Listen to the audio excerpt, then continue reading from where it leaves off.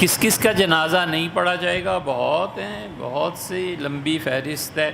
جو لوگ متعدد اشخاص کو قتل کرتے ہیں ان کا جنازہ نہیں پڑھا جائے گا۔ یہ اصول ہے بھیا کہ جو آدمی 500 1000 آدمیوں کا قاتل ہے نا، اس کا جنازہ نہیں پڑھا جائے گا۔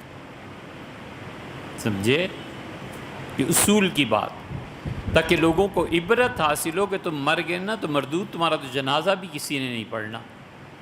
ماں باپ کا قاتل، ماں کو قتل کیا ہے یا باپ کو، محلے والوں کو خاص طور پہ جنازہ نہیں پڑھنا چاہیے، تاکہ شرم آئے کسی کو کہ اپنے والدین ان کے ساتھ اس سلوک پہ والعیاذ باللہ۔ کوئی اللہ سے یہ کہنے کے قابل بھی نہیں رہا، کوئی اللہ سے اس جوگے بھی نہیں رہا کہ وہ کہے کہ اللہ درگزر فرما، اس کی ماں کو بخش دے۔ یہ اتنا ہے، اس کے ہاں کوئی جاتا بھی نہیں۔ جو شخص کسی کا مال چھین رہا ہو اور اس میں وہ گولی چلا دے اس پہ یا مار دے، وہ جو ڈاکو آیا ہے، اس کے جنازہ بھی اصولاً نہیں پڑھنا چاہیے۔ لاش کی اس کو کسی چوراہے میں، ڈھیر پہ، گندگی کے ڈھیر پہ پھینک دینا چاہیے اور لوگوں کو دکھانا چاہیے کہ اگر اس شہر میں یہ ہوگا تو یوں بھی ہوگا۔